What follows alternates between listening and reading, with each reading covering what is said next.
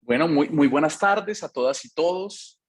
Para mí es un honor, un placer y una inmensa alegría darles la bienvenida en esta tarde a esta tertulia sobre arbitraje internacional, producto de quizás el fallo más importante que ha ganado el Estado colombiano, teniendo como moderador de nuestra tertulia al doctor Antonio Aljure, profesor de la Universidad del Rosario, exdecano, expresidente de nuestro Colegio de Abogados Rosaristas, miembro honorario del mismo y maestro de todos nosotros los que estamos aquí.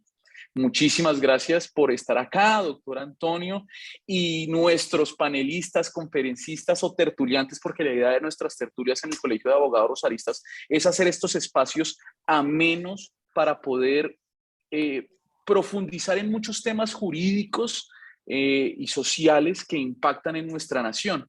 Y tenemos a dos grandes profesores, el doctor Giovanni, bueno, la doctora Elizabeth Prado Bustos, me está cambiando, perdón, Juli, esto. Elizabeth Tranqui. Prado López. Elizabeth Prado López, perdón, lo tenemos mal ahí en la diapositiva, abogada de la Universidad del Rosario, con especialización en Derecho Administrativo de la misma universidad y maestría en Solución de Controversias Internacionales del Instituto de Altos Estudios Internacionales de la Universidad de Ginebra. Tiene experiencia en arbitrajes internacionales, comerciales y de inversión bajo las reglas CCI, CIADI y UNCITRAL. Antes de vincularse a la Agencia Nacional de Defensa Jurídica del Estado en el año 2019, trabajó para entidades del sector privado y asesoró a entidades del Estado. Y también está con nosotros el doctor Giovanni. El doctor Giovanni es abogado de la Universidad del Rosario con LLM en Derecho Internacional de University College of London. En su vida profesional se ha desempeñado, entre otros, como coordinador del Grupo Consultivo de la Dirección de Asuntos Jurídicos Internacionales del Ministerio de Relaciones Exteriores, miembro de la delegación colombiana en los actuales litigios marítimos con Nicaragua, abogado de arbitraje de la Refinería de Cartagena y experto de la Agencia Nacional de Defensa Jurídica del Estado en arbitrajes de inversión y litigios ante el Sistema Interamericano de Protección de los Derechos Humanos. También ha sido profesor de las cátedras de Derecho Internacional en la Universidad Nacional de Colombia, la Universidad de La Sabana y la Universidad del Rosario. Entonces, para ser muy cumplidos, yo no quiero darle más largas al inicio de nuestra tertulia, agradecerles infinitamente a todos los asistentes, a nuestros más de 200 inscritos que nos están viendo por los diferentes canales del Colegio de Abogados Rosaristas, recordarles que después quedará montado en nuestro canal de YouTube esta tertulia para que vuelvan a verla. Y bueno, muchísimas gracias a todas y todos por estar presentes. Doctor Antonio, este es su auditorio. Muchísimas gracias, Ricardo. Muchas gracias al Colegio de Abogados, acá con su presidente, a María y a todos los demás integrantes del colegio. Hoy vamos a hacer una tertulia que se refiere a un laudo arbitral que fue dictado el 24 de febrero de 1922 en el ámbito del Centro Internacional de Arreglo de Disputas de Inversión, que enfrentaba de un lado a la sociedad IFC Investment Solution, de un lado, y de otro lado a la República de Colombia. El presidente de ese tribunal fue el profesor Bernardo Sepúlveda y fueron los coárbitros la doctora Sabina Saco y Yalá Jiménez. El laudo arbitral determinó, en primer lugar, que el caso que era admisible y procedente la excepción presentada por Colombia con base en la regla 45.1 del CIAE. Determinó que la sociedad demandante había presentado su reclamación por fuera del plazo trienal. Declaró no procedente ninguna otra petición en otro escenario arbitral de IFC y por último le ordenó pagar una suma de $146,000 por costas. Es un orgullo para mí presentar, o no presentar, sino moderar en esta tertulia a Elizabeth y a Giovanni, a quienes conocí como mis estudiantes y que desde siempre reconocí en ellos una gran inteligencia y además una inclinación por el derecho internacional que los ha llevado en algunos casos a ir a otros campos, pero siempre volver al derecho internacional, como esas pasiones que se agitan en el alma y que nunca se olvidan. Por eso han vuelto a ella. Este caso tiene de particular, antes de darles la palabra a los panelistas, unos 3 o 4 aspectos que vale la pena que diga el moderador. En primer lugar, es la primera vez que Colombia ha ganado un caso ante el CIADI con un equipo jurídico integrado por los propios abogados de la Agencia de Defensa Jurídica del Estado. Es decir, no se acudió a firmas externas para la defensa del país. De manera que esto marca un hito y un verdadero jalón. En segundo lugar, la tesis que prosperó ante el Tribunal CIADI era una tesis que se había ventilado en otros tribunales arbitrales y que, aunque con diferentes contextos, había sido rechazada por otros tribunales arbitrales, de hecho, en los que había participado la propia Colombia. En tercer lugar, eso ahorró, porque es una prosperidad, lo podemos llamar una excepción que prospera in limine litis, es decir, al comienzo del proceso, y evitó un proceso largo, costoso y riesgoso, pues que era someterse al propio fondo del asunto.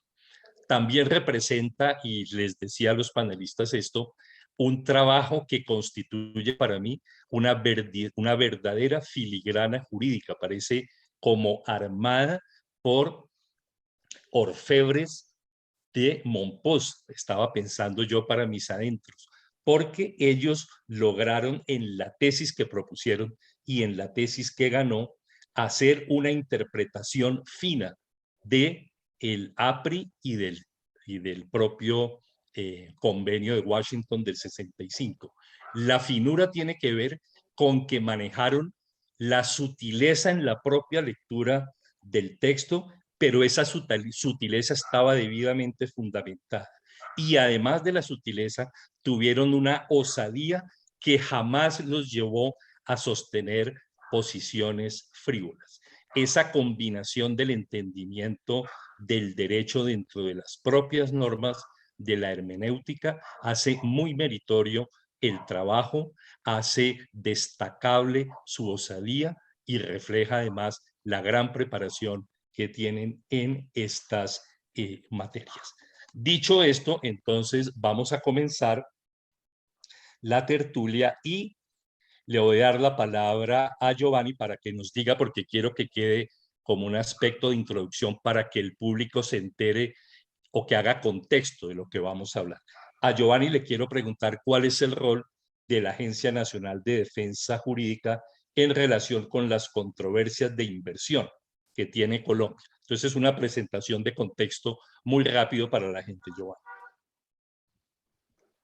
Muy buenas tardes a todos, muy buenas tardes, doctora Jure. Muchas gracias al Colegio de Abogados Rosalistas, a María Andrea y por supuesto a todos los presentes por dedicar un poco de su tiempo para escuchar nuestra presentación.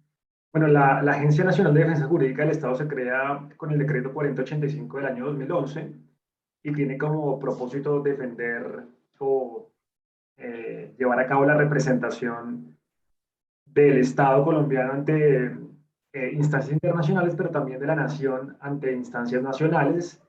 En este caso estamos hablando de una de las competencias que tiene la ANCE actualmente, que es coordinar o asumir la representación del Estado en las controversias internacionales ante tribunales de inversión. Es una competencia que ha tenido una evolución dentro de la misma agencia. Bueno, iniciando con un acompañamiento a las firmas externas que preponderantemente ejercen la representación, pero poco a poco asumiendo roles más importantes cada vez como consecuencia del modelo híbrido que implica un aprendizaje constante de estas, bueno, grandes referentes del derecho internacional y del arbitraje que acompañan a Colombia, y también incluyendo recientemente la competencia en la etapa prearbitral que antes no tenía la agencia, y la negociación y las consultas las llevaba a cabo el Ministerio de Comercio y por hoy las lleva a la agencia. Y pues palabras más, palabras menos, esta es la labor de la agencia hoy por hoy, una mezcla entre coordinar las disputas apoyando a firmas extranjeras en los casos tal vez más complejos, más cuantiosos, que es lo que preponderantemente pasa, pero una competencia suficientemente abierta para que pueda desempeñar o llevar a cabo la representación cuando las circunstancias así lo permitan, incluso desde las etapas previas y antes de que exista como tal una solicitud de arbitraje registrada. Perfecto, muchas gracias, Giovanni. Para Elizabeth, ¿nos quiere contar, por favor, cuántos arbitrajes tiene activos Colombia actualmente en el CIADI? Tenemos 13 arbitrajes. Si quiere, le Perfecto. cuento algún detalle de eso o con eso es suficiente. No, solamente en los sectores en que se debate, simplemente. Saber los sectores en que hay discusión, no Los más. 13 arbitrajes están en telecomunicaciones basados en una decisión de la Corte Constitucional sobre reversión de activos, en sectores mineros relacionados con títulos mineros y el páramo de Santurbán. Tenemos una de telecomunicaciones relacionada con el dominio.co de Colombia, unas cuantas que son, si bien son mineras, están más bien relacionadas con infraestructura portuaria, y hay otras que están relacionadas no con el recurso minero en sí mismo, sino con la interpretación de normas mineras, y algunas que si bien son mineras, están relacionadas con el cumplimiento de órdenes de la Corte Constitucional en relación con las comunidades que están ahí y los proyectos como tal. Ese sería el resumen. Perfecto, Elizabeth. Agrupando mucho. Y además Sí. tenemos 7 disputas en la etapa prearbitral. Perfecto. Elizabeth, también le quiero preguntar cómo sucede que en un arbitraje que puede costar 50 millones de dólares por lo menos, que es el caso que hoy nos reúne, se llega a la decisión de asistir y representar a Colombia sin el apoyo, sin la representación de una firma exterior a la agencia. Antes de responder, el doctor Giovanni Vega ya avanzó al parte de la respuesta. Yo lo describiría como un proceso progresivo y exitoso de transferencia de know-how, potencializado por el modelo mixto de atención a disputas que de forma responsable adoptó la agencia, sumado, debo decirlo, a un equipo competente. Entonces me explico, en Colombia se eligió un modelo mixto de atención a disputas en el que se contratan las mejores firmas internacionales del mercado para defender al país, y estas trabajan haciendo equipo con los abogados de la agencia. O sea, en todos los arbitrajes, de todos modos, los abogados de la agencia están ahí o estamos ahí. Inicialmente la agencia era parte, cuando empezó en el 2016 la primera disputa en los arbitrajes, y progresivamente adoptó el rol de coabogado en los casos. El rol principal de la agencia, se fue transformando, pero el rol principal inicialmente estaba muy enfocado a los hechos de la disputa, en la medida en que hacemos la coordinación interinstitucional que permite encontrar las pruebas que sustentan nuestra defensa. De otra parte, desde finales del 2019, y también, como ya lo dijo Giovanni, asumimos la competencia de la etapa prearbitral, que manejamos también sin firmas internacionales. Y en el manejo interno de las posibles disputas, fuimos constatando que nuestros análisis en materia jurisdiccional son acertados. Dada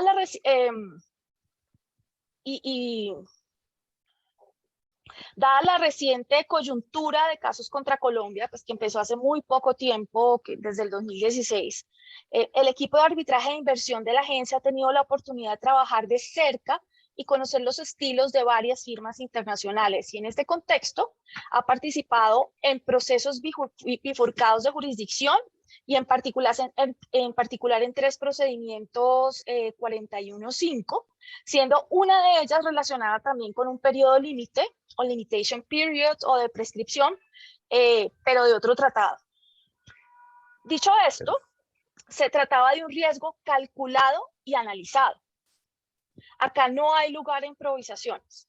De una parte, evidentemente estaba el caso en sí mismo, y la cuantía de la disputa no era tan grande comparada con otros casos, y de otra, Aún si se pierde en un procedimiento de este estilo, y esto es muy importante, el Estado tiene la oportunidad de presentar objeciones jurisdiccionales con posterioridad. Ahí sí, sin la complejidad que vamos a ver más adelante, de cumplir con el estándar probatorio y con la posibilidad de aportar pruebas y darle una interpretación diferente a los hechos.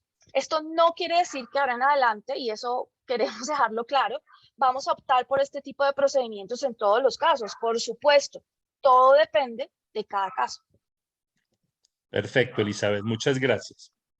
Quisiera preguntar ahora, y ya entrando en materia, porque las anteriores preguntas son de introducción, le quiero preguntar a Giovanni en qué consiste exactamente la controversia entre la demandante y la República de Colombia. Una presentación muy rápida y esquemática de lo que querían, la causa fundamental y para que el público entienda de qué se trata. Muchas gracias, doctor. Sí, pues la verdad la controversia es fácilmente explicable. Se refiere a una actuación de la Superintendencia Financiera de Colombia de finales del año 2015, mediante la cual ordena la toma de posesión inmediata de los bienes, saberes y negocios de AFC con fines de liquidación forzada. Esta decisión tuvo, vamos a verlo más adelante en la explicación, tuvo pues pues se formuló contra ella un recurso de reposición que fue confirmado por el superintendente financiero y en opinión del inversionista extranjero esto constituyó en su momento una expropiación sin compensación y por lo tanto una violación del tratado relevante que en este caso es el APRI Colombia, entre Colombia y España. Esa es, creo que, una explicación que yo creo que por las particularidades del caso resulta suficiente en la medida en que marca muy claramente que se habla de una única medida que se agota en el tiempo en un único momento y es la que inspira la reclamación por parte del inversionista. Muchas gracias. Quiero preguntar ahora a, a Elizabeth que cuando uno lee la parte resolutiva del laudo, aparece que se ha triunfado por la aplicación de la regla 41.5 de las reglas del CIAL. Explíquele entonces, por favor, al público en qué consiste esa regla o qué retos tiene su interpretación. El reto principal de la regla 41.5 es cumplir con el estándar probatorio que exige la regla, que es muy elevado. La regla literalmente indica que se debe demostrar que la disputa carece manifiestamente de mérito legal. Entonces, esto quiere decir que aun si uno sabe que tiene la razón en su alegato, el truco está en probarlo sin que parezca difícil a pesar de su complejidad. Ante la duda, los tribunales arbitrales siempre preferirán darle a las partes la oportunidad de presentar ampliamente su caso. Ganar un 41.5 implica en cierta medida negarle al demandante varias oportunidades procesales posteriores y es por esto que en el desarrollo de la jurisprudencia se ha determinado que se deben aceptar los hechos como fueron presentados por el demandante sin que esto quiera decir que se deba aceptar su interpretación sobre tales hechos.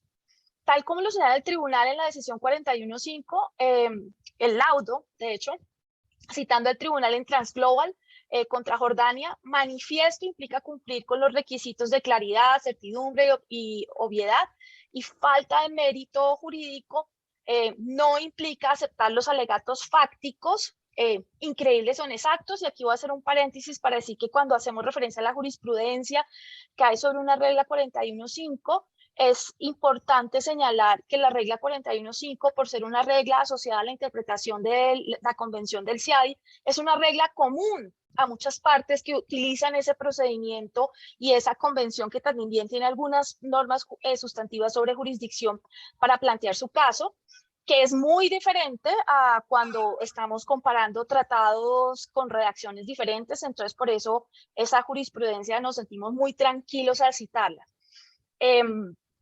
Y volviendo a lo que implica una regla 41.5, es realmente esencial, tanto para los inversionistas como para el Estado, que existan esas oportunidades tempranas para desestimar casos que carecen manifiestamente de mérito jurídico porque tal como lo señala el tribunal, es lo más eficiente. Pero, debo decirlo, requiere gran valentía del tribunal que toma la decisión. Perfecto. Giovanni, cuéntele por favor a la audiencia cuál fue en concreto la objeción jurisdiccional que planteó Colombia con base en la regla 45.1 del convenio. Sí, bueno, para este propósito y para explicar cuál fue la objeción jurisdiccional que escogió Colombia bajo la regla 41.5, yo creo que sí voy a hacer uso de una diapositiva para tratar de aportar un poquitico como de pedagogía a la cuestión y para asegurar que quienes después esto lo sigan, si queda grabado, pues lo entiendan fácilmente, se pueda seguir fácilmente. Tratando de cumplir con ese objetivo mencionado por Elizabeth de ser muy claros, ¿no? Entonces, voy a compartir la pantalla y creo que funcionó muy bien, entonces ya lo están viendo. Aquí tenemos el artículo 10 de la APRI Colombia-España, que para, bueno, resumirlo, establece las condiciones del consentimiento del Estado colombiano a ser sometido a esta forma de solución de controversias, arbitraje inversionista-Estado. Entonces aquí vemos una cláusula que establece esas condiciones y ya la vamos a ver con un poquito más de detenimiento. Esta cláusula nos dice que en el numeral quinto, que ningún inversionista podrá presentar una reclamación si han transcurrido más de 3 años a partir de la fecha en la cual tuvo conocimiento o debió haber tenido conocimiento de la presunta vulneración a este acuerdo, así como de las pérdidas o daños sufridos. El argumento que presentó el Estado colombiano es que de forma fehaciente, clara, evidente, podía desprenderse que este inversionista, AFC, había presentado una reclamación después de que habían transcurrido 3 años, o transcurrió más de 3 años, a partir de la fecha en que tuvo conocimiento, debió haberlo tenido, de la presunta vulneración al acuerdo, así como de las pérdidas o daños sufridos. En la medida en que se viola este término prescriptivo y el mismo hace parte del consentimiento del Estado a esta forma muy particular de solución de controversias, el tribunal debería declarar su falta de jurisdicción. Ya vamos a ver una pregunta, me imagino que más adelante, los retos y dificultades enfrentadas para poder probar esto en el marco de la regla 41.5, pero este es el argumento de Colombia, que esta inversionista no cumplió con este requisito que están viendo en pantalla. Sí, ahí aprovecho, Giovanni, para hacerle una subpregunta. Al leer uno el laudo, hay una exposición de alguna manera intrincada o difícil de captar en primera lectura porque se encadenan conceptos que a primera vista se confunden. Entonces, yo quisiera que le haga una claridad a la gente que no se escucha la confusión que se le atribuye al propio demandante de conceptos que lo llevaron a perder en este estadio de la controversia, porque así nomás diciendo de memoria, notificar una controversia, iniciar un arbitraje, solicitar un arbitraje, la diferencia entre controversia y diferencia, la presentación a la actuación del demandante que interrumpe la prescripción, la que no interrumpe la prescripción. Entonces, quisiéramos que nos haga como una especie de ABC muy pedagógico de eso para que la gente entienda por qué el tribunal consideró que a pesar de que había habido manifestaciones del demandante, estas ni interrumpieron por un lado y llevaron a que la solicitud de arbitraje pues del propio para iniciar el arbitraje fuera extemporánea porque excedió el plazo trienal. Perfecto. ¿Sí, ¿me están escuchando? Sí, perfecto. Bueno, esa pregunta trae, pues es realmente la pregunta más importante. Yo creo que a riesgo de perder un poco la atención pero para poder centrarla en lo que considero que es lo más relevante, que finalmente es el texto del tratado, yo quisiera que viéramos este clausulado que estamos viendo en la diapositiva, porque aquí aparecen todas las referencias a las que hace alusión el doctor Aljure. Entonces, aquí este tratado nos dice en el numeral segundo de ese artículo 10 que cualquier controversia relativa a inversiones entre las partes contratantes y un inversionista de la otra parte, en este caso Colombia y AFC, respecto a cuestiones reguladas por el acuerdo,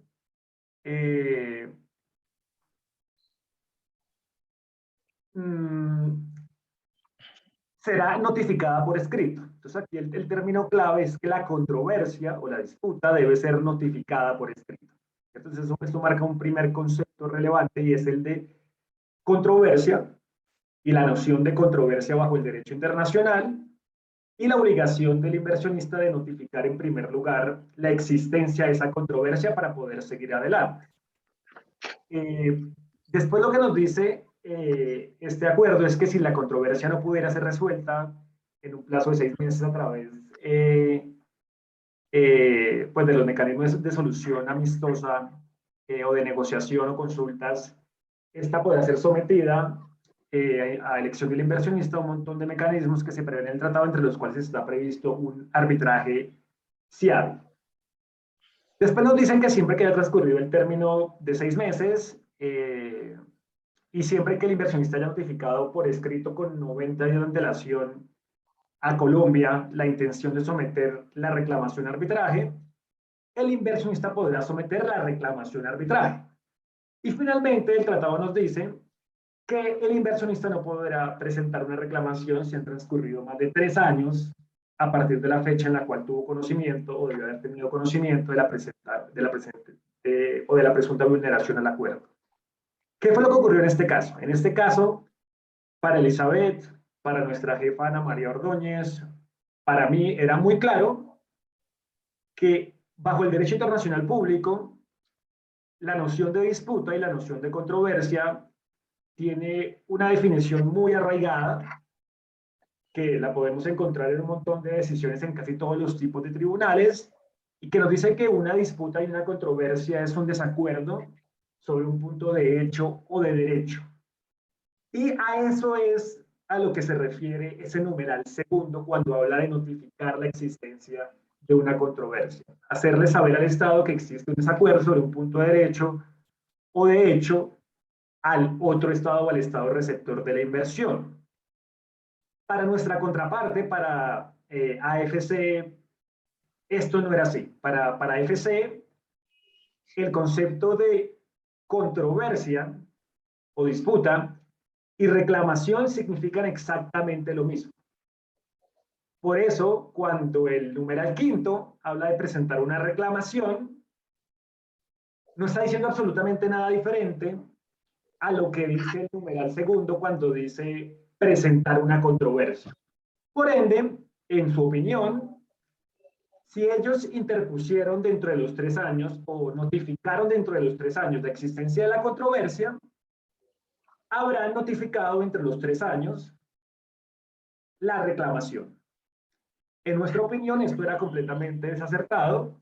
En nuestra opinión, una cosa es informar acerca de la existencia de una controversia, que es lo que pide el artículo 10, número 2, pero sin perjuicio de que esto es absolutamente obligatorio, existe además la obligación de informar posteriormente la intención de presentar la reclamación a arbitraje y posteriormente la obligación de presentar la reclamación a arbitraje dentro de los 3 años. Para el inversionista, el punto clave de su argumentación era una argumentación textualista, un poquito muy exegética, y era decir que cuando el tratado y el artículo 10 querían hacer referencia a reclamación arbitral o presentar una reclamación a arbitraje, el artículo 10 lo decía expresamente. Y si ustedes ven, efectivamente, el numeral tercero, por ejemplo, y el numeral cuarto hablan de someter la reclamación a arbitraje mientras que el numeral quinto no habla de someter la reclamación a arbitraje. Pues en la medida en que cuando los estados quisieran hacer referencia a una reclamación que se presenta a arbitraje, lo dijeron expresamente, el hecho de que el numeral quinto no lo hubiera hecho, les da la razón a ellos y les permite equiparar la notificación de una controversia con la notificación de una reclamación.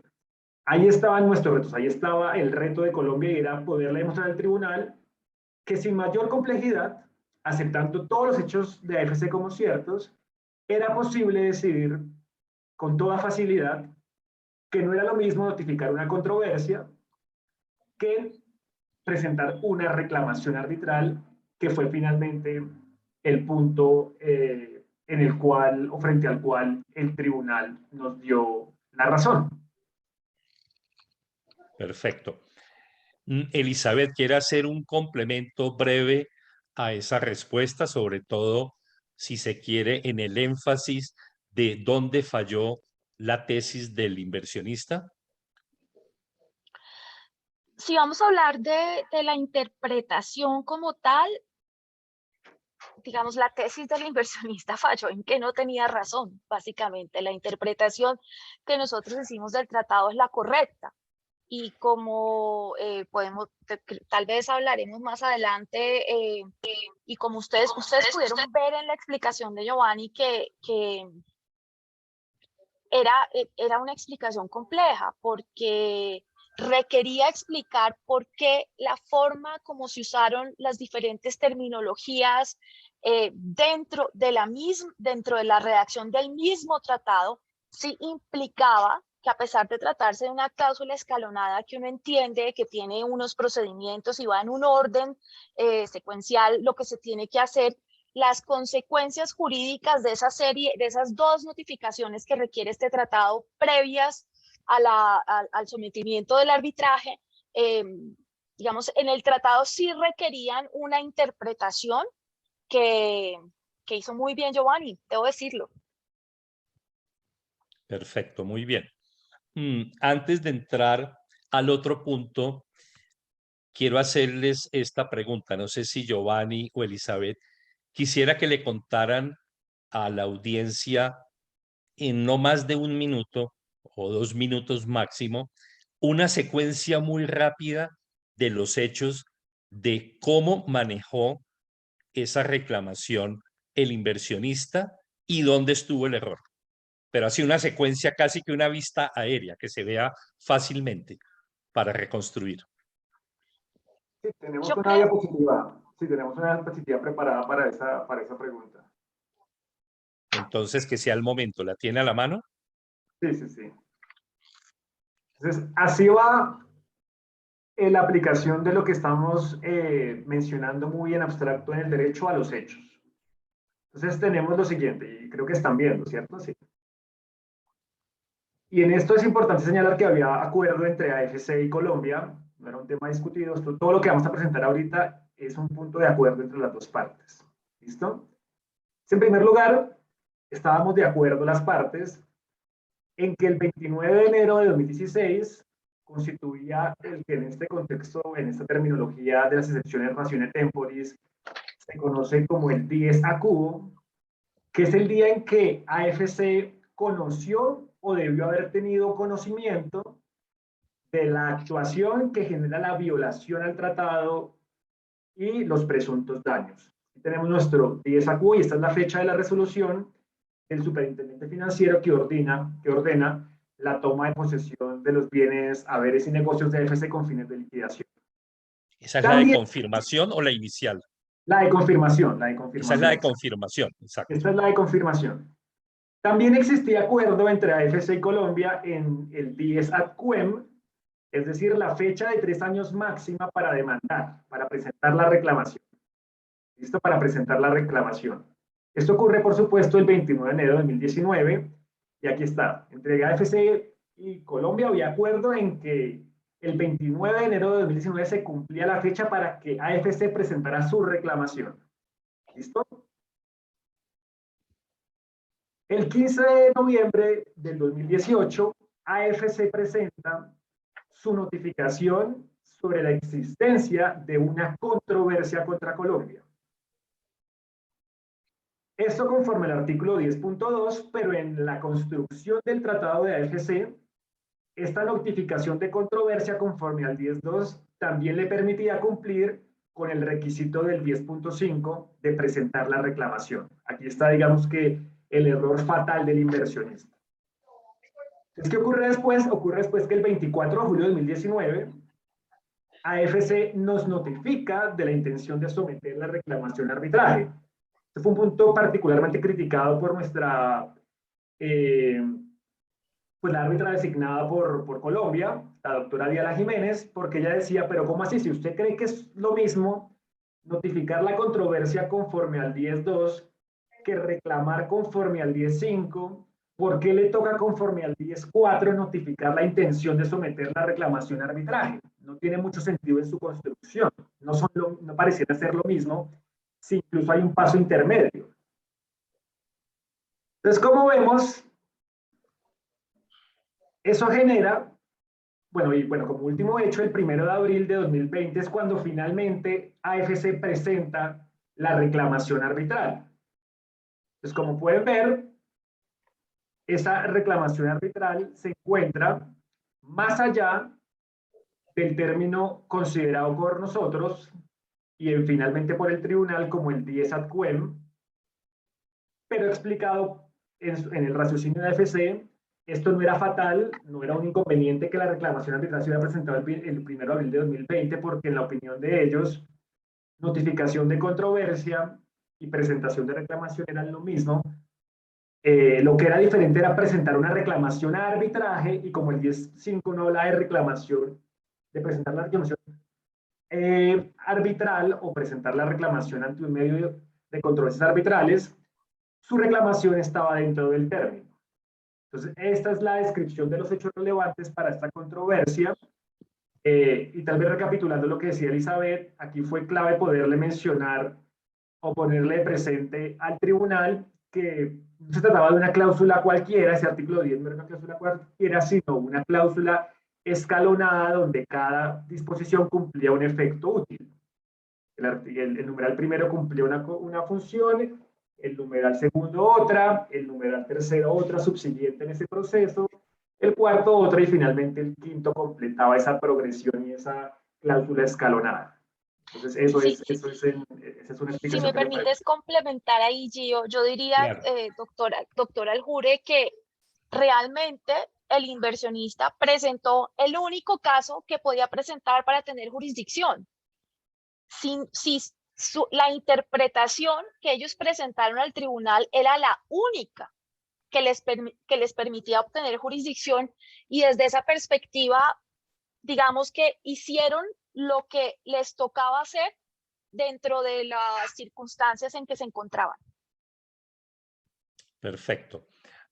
Una pregunta un poco osada, porque acudiría un poco a la memoria y a la pedagogía. ¿Ustedes podrían definir muy rápidamente 3 o 4 conceptos entonces para ilustración del público en relación con esta disputa? Es decir, me interesa una descripción muy breve de lo que es, voy a decir en palabras comunes, presentar una controversia, solicitar un arbitraje, qué es una controversia, qué es una diferencia, muy, muy resumido, como una especie de tesaurus de términos para el entendimiento del caso. Dale, Gio. El concepto y la explicación brevísima, no más, como una especie de definición de ayuda de memoria. Controversia. Desde Mauro Matis en la Corte Permanente de Justicia Internacional, un desacuerdo sobre un punto de hecho y de derecho. Perfecto, eso es controversia. Controversia. Notificar la controversia, notificar la existencia de una diferencia frente a un punto de hecho o de derecho. Reclamación arbitral. El tribunal lo define por referencia a una decisión previa en un laudo NAFTA, La reclamación arbitral es el vehículo a través del cual se activa la jurisdicción del tribunal arbitral. Y bueno, la solicitud de arbitraje es en este caso, pero no equivocarme, equiparable a la reclamación en la medida en que es con ella y con su registro que se activa la jurisdicción del tribunal arbitral. Entonces esas serían las nociones relevantes.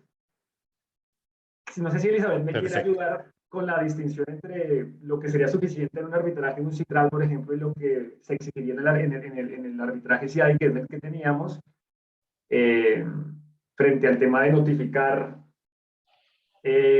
la controversia, y aquí sí que se requiere pues el registro.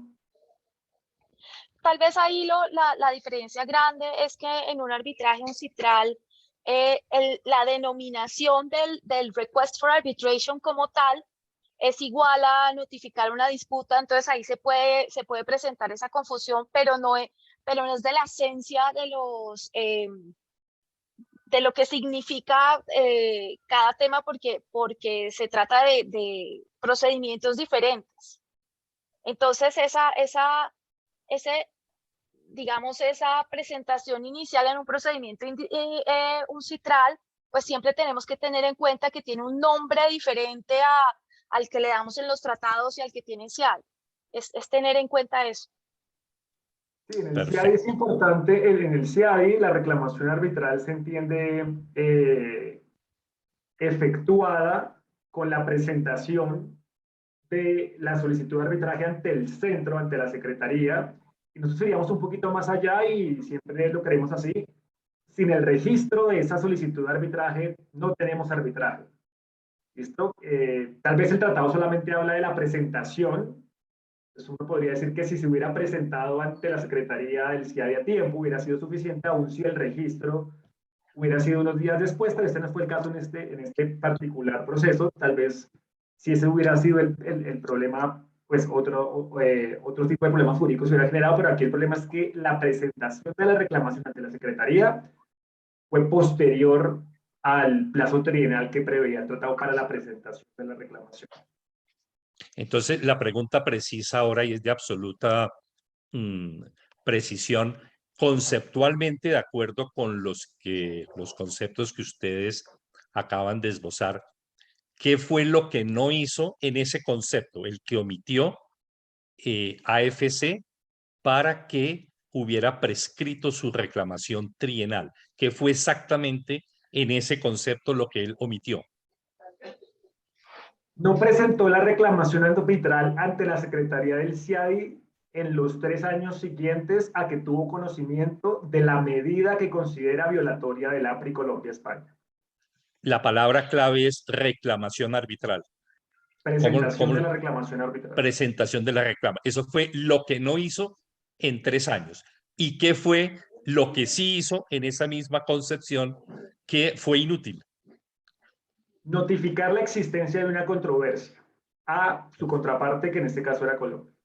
Entonces, para todo el público, la diferencia es notificar una diferencia por un lado y la otra expresión es presentar la reclamación arbitral. En el contexto CIADI es absolutamente diferente y no tiene la virtualidad de interrumpir el plazo trienal, simplemente notificar la existencia de la controversia. Perfecto, ahí está el quid de la cuestión. Elizabeth. Doctora Aljure, igual iba a decirlo de otra forma, y es que como el tratado tiene un periodo de 3 años, se llama limitation period, y nosotros le decimos periodo de prescripción, ¿no? O sea, disputas que 3 años antes, ahora no me acuerdo exactamente de la redacción del tratado, pero está ese término de 3 años. Y entonces el demandante necesitaba por sus tiempos interrumpirlo porque si no, no le alcanzaba el tiempo para poder demandar. Y entonces, en esa interpretación, si esa notificación inicial interrumpe o no ese plazo, fue lo que tuvimos que aclarar. La explicación que les dio Giovanni es muy clara para este tratado. Sin embargo, no quiere decir que en otro tratado los estados no puedan redactar una norma en donde efectivamente la primera notificación interrumpa ese plazo. hay que ver la redacción como tal en cada tratado, aunque generalmente no es así, y eso nos ayudó. Perfecto. Le quiero preguntar a Giovanni que nos haga una alusión muy breve a una cuestión que es muy interesante en el arbitraje de inversión y es el entrelazamiento entre el derecho nacional y el internacional. AFC invocó el artículo del Código Civil sobre prescripción, aunque de una manera inconsistente, ¿sí? Y sin conocimiento, pero además sin decir por qué el derecho internacional era aplicable. Háganos un comentario sobre eso, que desde luego fue rechazado por el tribunal. Un Doctor, si le comentario sobre parece, eso, por favor. en audiencia Elizabeth defendió el punto del estoppel, entonces, si a usted le parece, que además fue muy importante y Sí. creo que es de lo más excepcional que tiene este laudo, porque nunca se había discutido en este contexto, si le parece bien, Claro, Elizabeth. Elizabeth es la más idónea, sí. Ese alegato del demandante que no sustentó implicaba que Colombia rechazó un término de prescripción y hizo una alusión al derecho local. Y la respuesta para eso, que para el equipo local era evidente, es que la prescripción del derecho nacional no aplica para establecer la prescripción establecida en un tratado internacional, porque como se sabe, los tratados de inversión es un instrumento de derecho internacional y su interpretación se rige por las reglas de derecho internacional y no por las reglas de derecho local. Perfecto. Eso sería digamos, la respuesta simple a el ¿De cómo se intento de la rechazó? inversión. Sí, se Sí, rechazó porque exacto. primero no lo sustentó y segundo, aunque lo sustentara, digamos, eso se cae de su peso. Y Sí, además, y sobre todo tratándose de aspectos jurisdiccionales incluidos en el tratado, la jurisprudencia es clara en que se rigen por el derecho internacional. perfecto. Una pregunta para respuesta brevísima, Elizabeth. De acuerdo con el artículo 42, si fuera el pertinente, o del APRI, si fuera pertinente, o si fuera una mezcla, ¿cuál fue la norma de derecho aplicable a este caso? O las, si cabe en plural. Lo que pasa es que como este caso es un caso, digamos, que está hablando del consentimiento del Estado, y digamos, aspectos jurisdiccionales contenidos en el tratado, la interpretación se rige absolutamente por el derecho internacional. Eso es clarísimo. No hay lugar a Perfecto. duda. No tenía ningún lugar el derecho interno en el espacio que le habla el artículo 42 de la Convención de Washington. Perfecto. Entonces, sobre el propio Stoppel, Elizabeth, una explicación brevísima para los que no conozcan esta figura que está emparentada con el derecho continental en la doctrina de los actos propios, pero una explicación brevísima y después cómo se desarrolló ese alegato de Stoppel ante el Tribunal CIADE.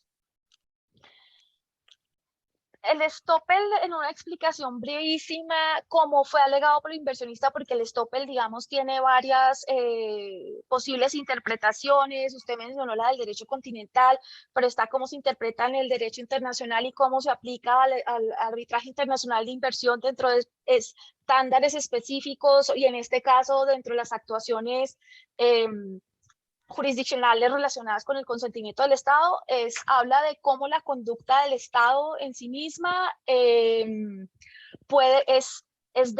reúne ciertas condiciones que hace que se interprete que el Estado está avalando los actos del inversionista. Eso sería como un resumen coloquial. Perfecto. Le quiero preguntar a Giovanni, ¿cuál fue el contexto, los casos en que este mismo punto de derecho, con los matices distintos que pueda tener, fue respondido de manera negativa por tribunales CIADI en casos pasados? Sí, bueno, ahí también creo que, bueno, para poner un ejemplo colombiano, tal vez también podría ser Elizabeth, si te sientes bien, la que nos podría dar un poquitico de la experiencia colombiana perdiendo el alegato del 41.5, pero, perdiendo una objeción preliminar de jurisdicción, invocando la regla 41.5 con el propósito de obtener este rechazo in limine, asesorados por, bueno, una de las mejores firmas que nos asesoran en estos casos, así que no es culpa de ellos, es la dificultad intrínseca del caso, pero tal vez, doctor Aljure, también Elizabeth, porque ella Bueno, tiene ese caso en su portafolio dentro de la agencia, nos podría explicar un poquitico la referencia a casos previos donde el argumento se perdió por parte del Estado Bueno, perfecto. colombiano. Quiere en decir un que ustedes caso, llegaron al campo con pronóstico en contra. Siga, Elizabeth. sí, en un caso sobre periodos de limitación, pero es con una redacción de un tratado diferente, y en donde la discusión tenía un elemento jurídico un poco diferente y en el que además no había acuerdo sobre el dies a quo y el dies a quem.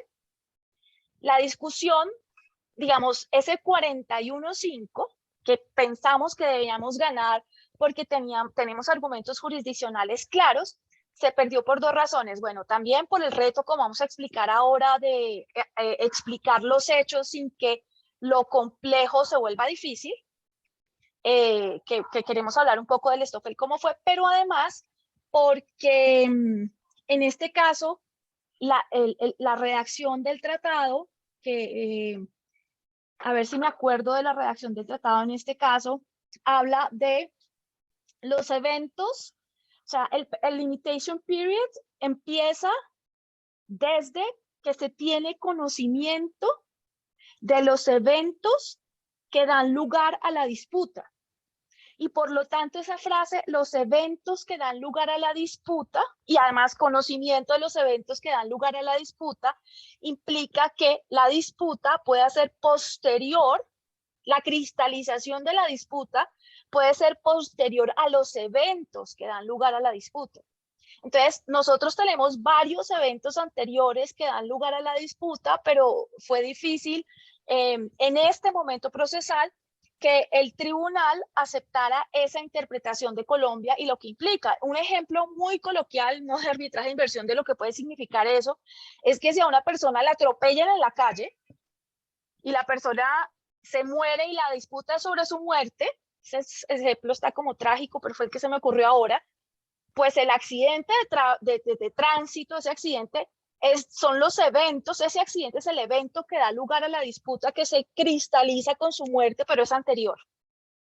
Entonces, la complejidad de ese argumento llevó al tribunal a no decidir en ese momento sobre las objeciones jurisdiccionales, sumado esto a la discusión sobre los hechos, y es lo que pasa típicamente en estos espacios 41.5, que es difícil aterrizar interpretaciones que son complejas como la que acaba de hacer, como la que hizo Giovanni muy hábilmente en el arbitraje. Perfecto. Quería complementar, Hay que... doctor, Sí. muy corto. Esa es una gran diferencia entre nuestro caso y el caso de Glencore 2, que es el que estaba mencionando Elizabeth. Es que en Glencore 2 había varios hechos que hubieran podido dar lugar a la disputa. En nuestro caso había una única acción Que que el Glencore todavía inversionista están dando, ¿no, Gio? que el inversionista reconocía que había generado la violación.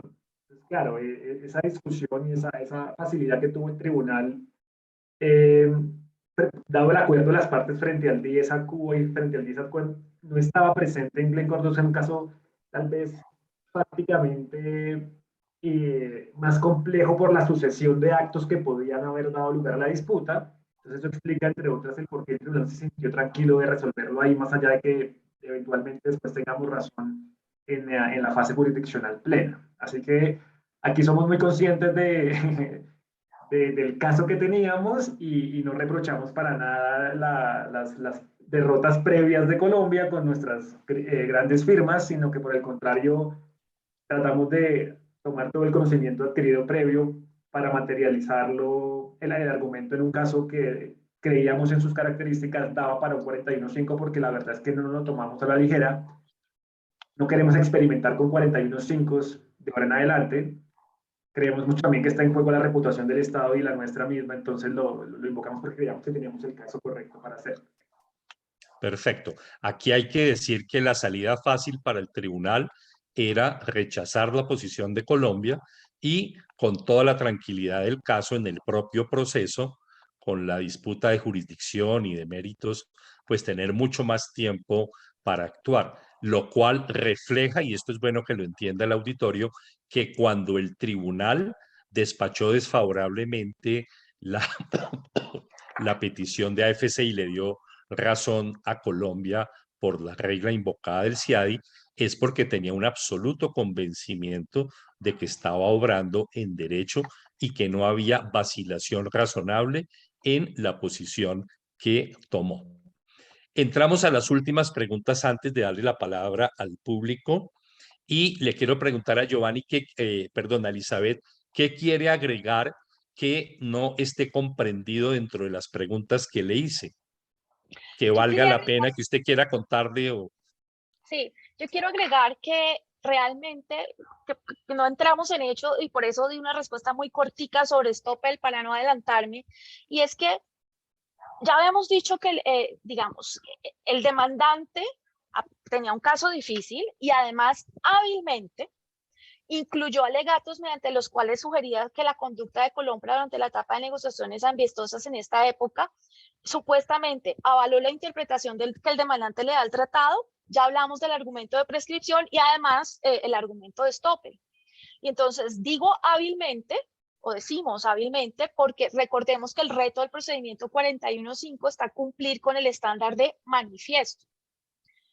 Entonces, la sola duda sobre si Colombia en algún momento le dio al tratado la misma interpretación que tiene el demandante ya generaba preocupación para cumplir con el estándar. Cuando hablo de estándar no se tiene que confundir con estándares de inversión, sino con el estándar de prueba. Aquí estamos hablando siempre del estándar de prueba que es manifiesto, que es muy alto. Entonces, la explicación que les dio Giovanni sobre estos diferentes términos, el doctor Giovanni Vega, siempre tengo que decir, sobre la interpretación del tratado, si bien es correcta, es a la vez compleja.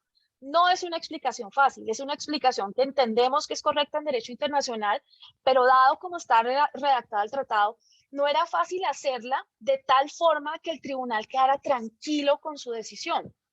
Y si a esto le sumamos un alegato de Stoppel, era claro que nos enfrentábamos a un reto adicional para lograr convencer al tribunal. Dicho esto, nosotros habíamos anticipado alegatos más difíciles en términos del estándar de prueba, que por supuesto ni aquí ni Giovanni ni yo les vamos a decir cuáles son.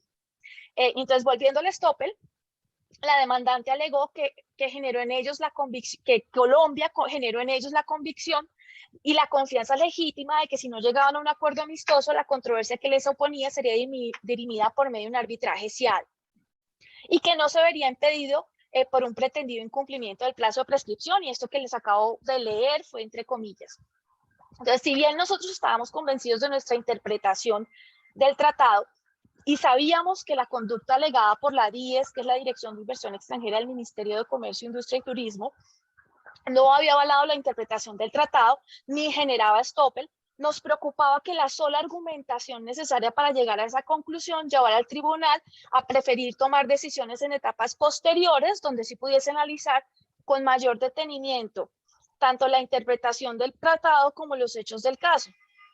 Y bueno, entonces el demandante no sustentó ampliamente su caso, pero sí aportó, digamos, las pruebas documentales que estaban ahí. Entonces, el equipo de Colombia estaba ante el dilema de cómo demostrar que una serie de comunicaciones no era una manifestación clara e inequívoca por parte de Colombia, que pudiese ser percibida por terceras partes como la posición del Estado. Y al final lo que hicimos fue describir muy brevemente el contenido de las comunicaciones, resaltando su fácil interpretación y sobre todo, que esto es lo más importante, afirmar que funcionarios locales que no representan al Estado internacionalmente no pueden modificar los requisitos jurisdiccionales de un tratado. O sea, en esencia el Stoppel no cabe, pero tocaba explicarlo.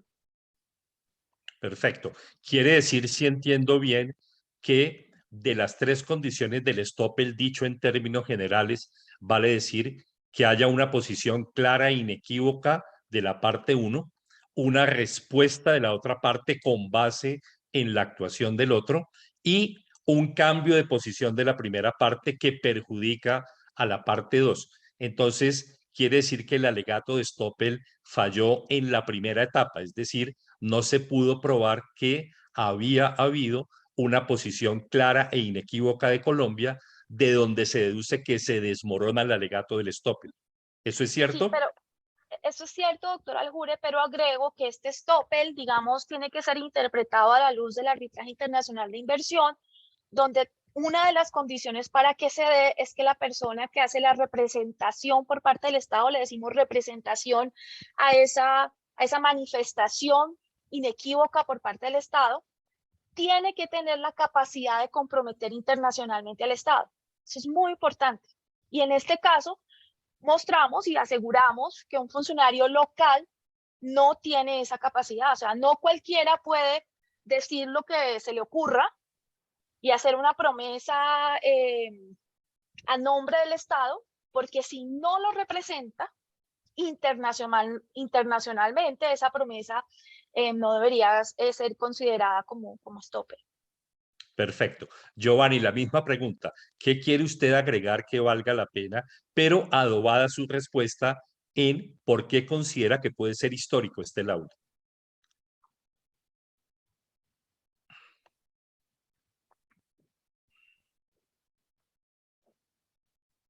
Perdón, estaba en mute. No, yo solamente quería mostrar en la gráfica el problema del supuesto Stoppel es que muchas de las negociaciones ocurren después del término del 29 de enero de 2019. AFC decía, si usted está negociando conmigo y nunca me dijo que mi reclamación arbitral estaba prescrita, usted me representó a mí que yo sí iba a poder demandar. Entonces, una reivindicación muy importante que se logró hacer y que fue suficientemente simple para que la cogiera el tribunal es que una cosa es negociar como medio de solución de controversias y otra cosa es resolver la controversia mediante arbitraje. Logramos demostrar, y creo que esto fue muy valioso, y no solamente para este caso, sino de forma sistémica, que no porque un Estado negocie con un inversionista, está reconociendo que ese inversionista tiene derecho a reclamar posteriormente en un arbitraje contra él. Y asimismo que los plazos que le apliquen a la reclamación arbitral no tienen por qué aplicarle, salvo que el tratado diga otra cosa, al término de negociación. Son formas de resolver las disputas bajo el derecho internacional completamente independientes, siendo la negociación históricamente pues, la forma predilecta de solución de controversias en el derecho internacional. Y frente a por qué considero que este es un arbitraje histórico para Colombia, pues la razón es porque más allá de los montos de este arbitraje, más allá de las complejidades fácticas que hayan podido tener otros casos como el de Electricaribe, como el de América Móvil, este es el primer caso en sede internacional en donde un equipo completamente compuesto por un equipo, por sus representantes in-house, por sus abogados in-house, lograron obtener una victoria definitiva para el Estado colombiano. Y esto es, más allá de que estemos Elizabeth y yo sentados con nuestra jefa Ana María Ordóñez en la posición de representantes, esto es valioso para el Estado como tal y reivindica un montón de generaciones y de personas muy valiosas que están trabajando en estos temas y que se están formando en la defensa jurídica del Estado a nivel internacional. Y estamos seguros que si esta posición la hubieran ocupado otras personas que incluso están en este panel, que también han generado ese tipo de conocimientos, muy seguramente esos conocimientos que han ido adquiriendo les hubiera permitido llegar a las conclusiones a las que llegamos Elizabeth, Ana María y yo. Entonces, el hecho de poder cristalizar en un laudo favorable años y años y años de inversión en conocimiento en esos escenarios tan sofisticados y tan exigentes es un triunfo histórico para Colombia.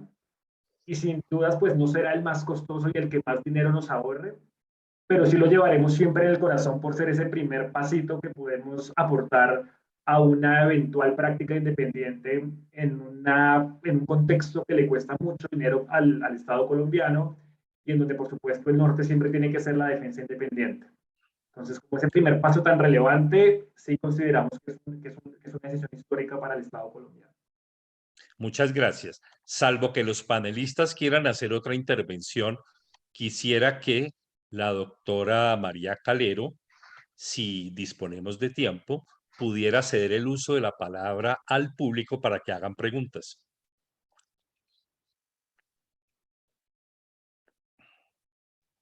Doctores, ¿tienen algo para agregar o quieren que le demos la palabra al público para que nos haga preguntas? Ya tenemos la primera por Facebook.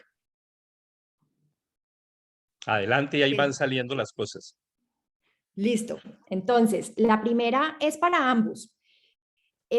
¿Creen ustedes que el Estado colombiano, desde el punto de vista de estadística, tiene mayores posibilidades de ganar un caso en el arbitraje doméstico en comparación con el arbitraje internacional o de inversión? Y en caso afirmativo, ¿por qué creen que eso es así?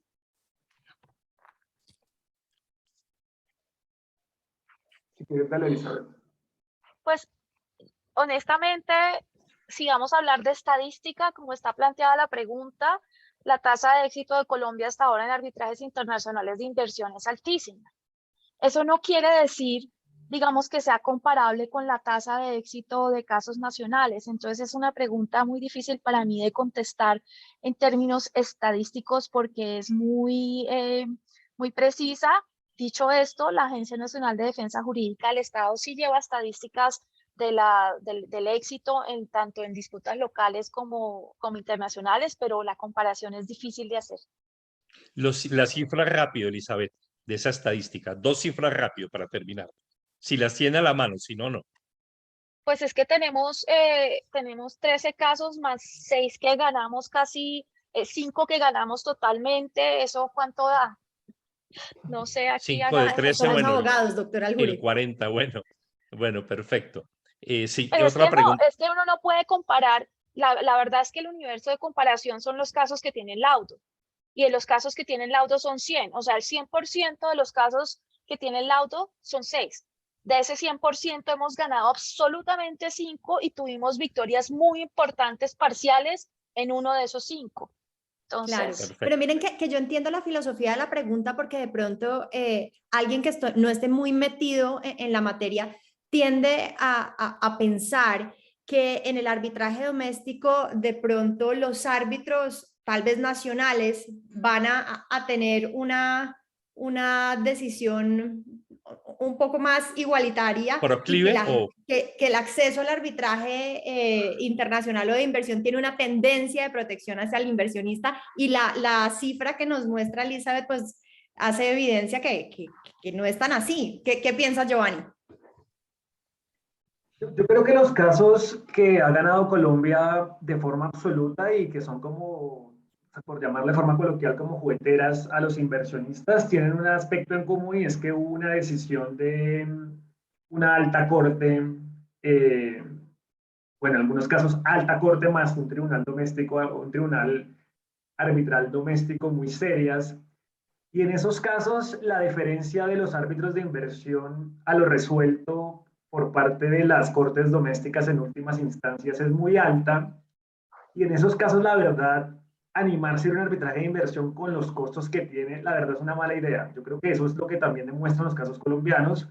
No todos los casos colombianos tienen esas características, nosotros tenemos casos donde no tenemos esas particularidades y digamos que los inversionistas tienen reclamos un poquitico más fuertes y hay que estar preparados para que en algún momento pierda Colombia. Pues eso, ya con Ecoro tenemos una primera decisión en donde pues perdimos un argumento muy importante y estamos debatiéndonos el quantum. Pero yo creería que cuando hay decisiones domésticas fuertes que respaldan las actuaciones regulatorias del Estado, el inversionista tiene un muy mal caso en arbitraje de inversión. En los demás casos todo es discutible, pero cuando hay una decisión de alta corte que valida la actuación regulatoria, nos van a hacer la vida más fácil en la agencia, la verdad. y yo agregaría a la respuesta de Gio que estamos comparando peras con manzanas, porque a veces, si bien estamos hablando de los mismos hechos, pues el derecho es diferente. El derecho invocado en un arbitraje local, pues son las normas colombianas, y en el derecho internacional es el tratado subyacente que se está invocando, y en ese sentido lo que tienen que probar los inversionistas, dependiendo de su caso, es más fácil o no en el derecho nacional o local, porque son diferentes. Mil gracias. Por acá tenemos una segunda pregunta en el chat del Zoom y nos dice lo siguiente. Si tratándose de actos administrativos, es necesario agotar primero la vía gubernativa, el 10 a quo debería ser la fecha en que se resuelve el recurso en vía gubernativa. Sí, la respuesta es sí.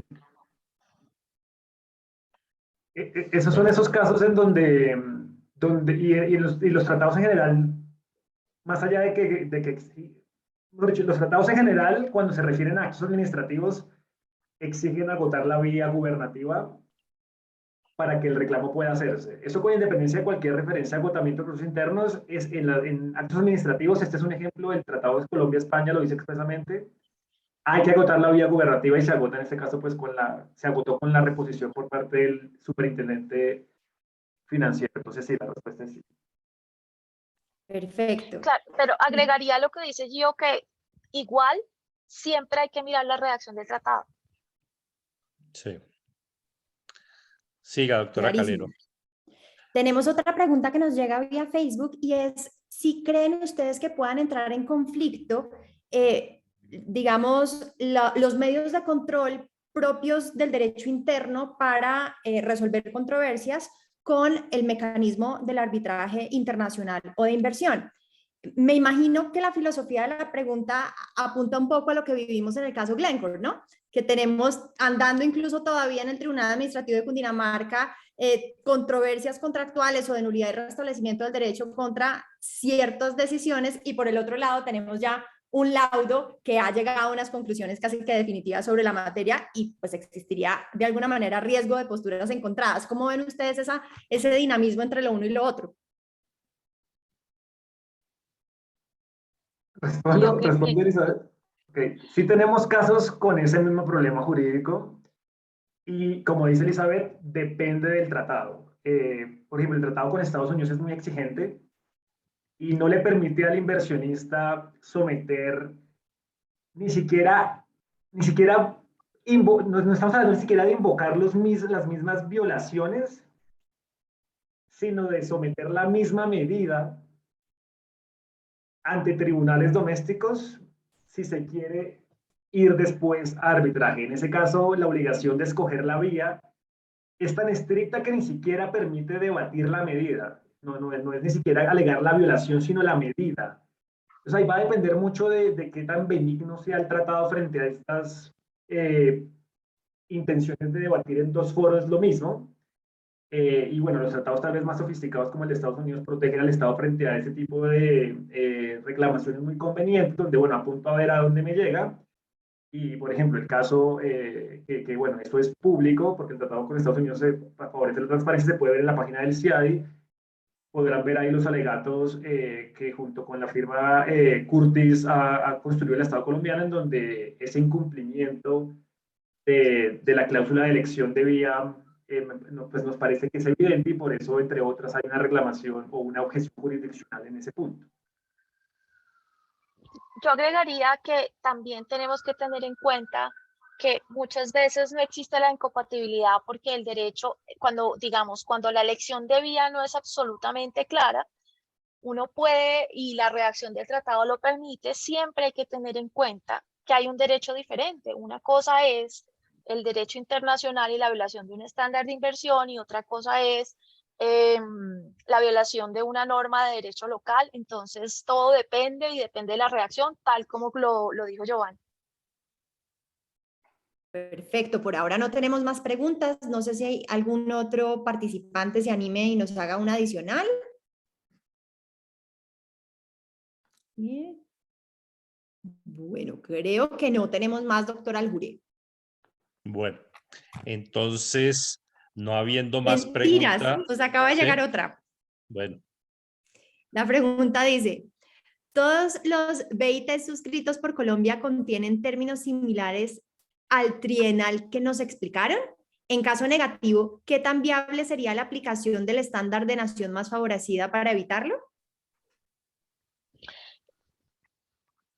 Gio, ¿quieres tú o yo? Dale. Todos los tratados tienen limitation periods, todos, ¿ya? Y lo que pasa, en lo que se diferencia son en los años. Algunos periodos de prescripción son de 3 años, otros son de 5 años, pero todos tienen, porque pues, sería ilógico que el Estado se comprometiera en este instante a que le presenten disputas que ocurrieron hace 2 siglos, digamos. Eso no entra en los tratados de inversión, son 3 años o 5 años. Y respecto a la invocación de la cláusula de nación más favorecida para beneficiarse de términos de prescripción más favorables. La realidad es que la jurisprudencia en materia de inversión, que aclaramos, depende de los tratados, etcétera, siempre esa aclaración hay que hacerla, es mayoritariamente ha sostenido que la nación más favorecida no se hace para invocar términos jurisdiccionales del tratado, procedimiento dentro del tratado, no está para eso, decimos nosotros. Giovanni, ¿quieres agregar algo? No, tal cual, esa es nuestra posición.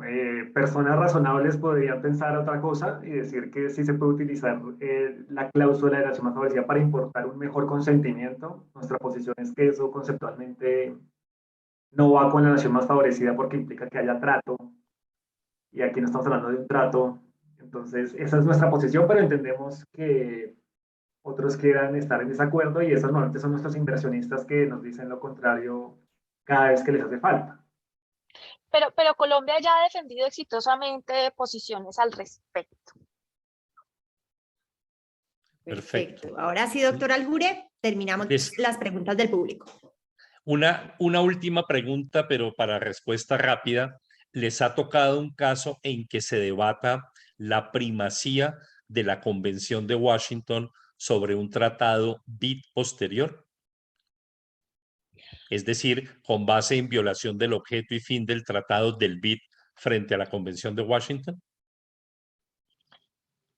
Doctor Aljure, no hemos tenido un caso de esos porque generalmente la Convención de Washington tiene la solución para estos asuntos, porque lo que hace es que en la redacción de las normas le da deferencia al acuerdo entre las partes, que significa al tratado, al instrumento de consentimiento que puede ser el tratado, un contrato o el instrumento de consentimiento que elijan las partes. Entonces, eso no. Y respecto a la definición de inversión, que podría estar en el 25 sobre jurisdicción, digamos que no ha sido central en alguna de nuestras disputas que yo recuerde. Gio, ¿tú qué dices?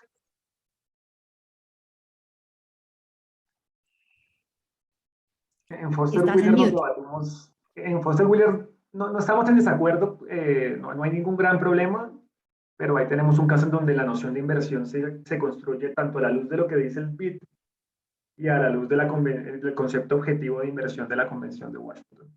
Pero sin que sean contradictorios, sino contradictorios y no complementarios. Ahí no hay un argumento de contradicción. Perfecto. Bueno, hemos recibido una última pregunta, doctor Aljure. Sí, entonces tenemos tiempo, sí. La toma de bienes, haberes y negocios, si bien es medida administrativa, también es una forma de proteger la prenda de los acreedores bajo un régimen de insolvencia. ¿Es posible que algún tribunal de inversión alegue que un trámite de insolvencia se considera violatorio de un acuerdo internacional de inversión? Sí, la respuesta siempre va a ser depende.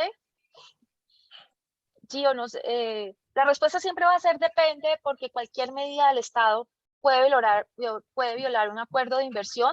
Si una medida es irracional, desproporcionada y cumple con una serie de características que realmente podamos denominar como abusiva, cumpliendo pues con ciertas características, pues entonces en teoría, si ese caso es así, es algo demente, podría violar un acuerdo de inversión que dice Gio.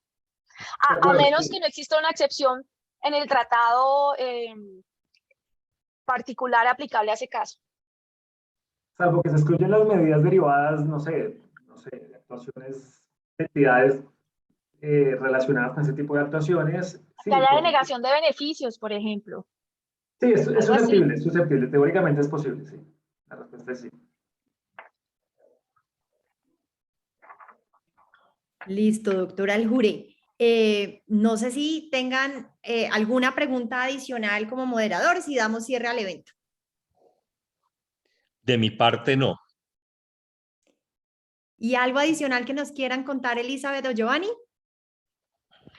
Yo quiero decir que para mí estar en este trabajo es todo un privilegio y un honor. Lo trabajamos muchísimo, es muy exigente, pero llegamos cada uno de nosotros, digamos, con la preparación previa, y creo que es importante haber tenido experiencia en el Estado para que el tejemaneje del interno colombiano es especial, y también es importante pues tener ese background anterior, pero para mí es un privilegio poder, un honor sobre todo, poder hacer este trabajo.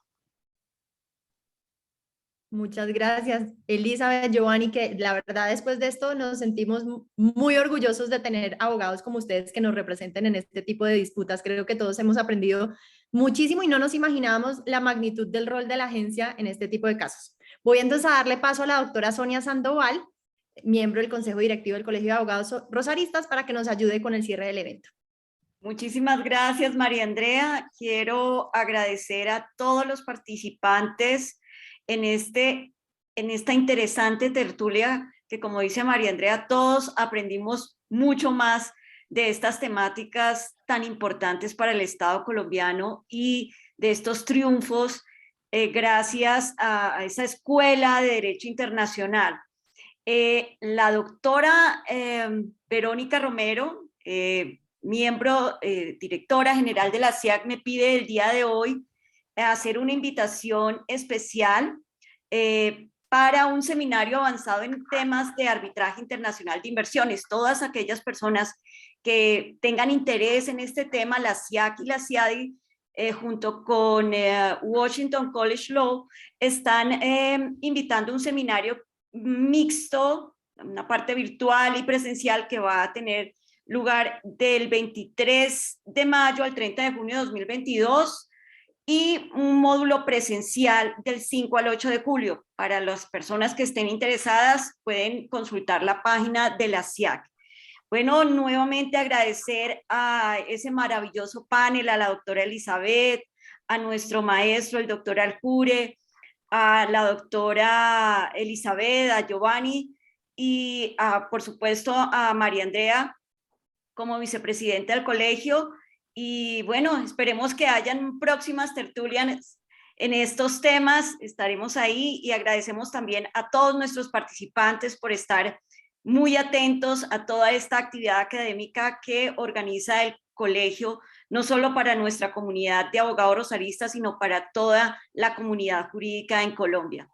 Mil gracias, María Andrea. Mil gracias a todos por conectarse. Gracias, colegio, gracias a todo el mundo, a los panelistas. Hasta luego. Una feliz noche para todos. Feliz noche. Feliz noche.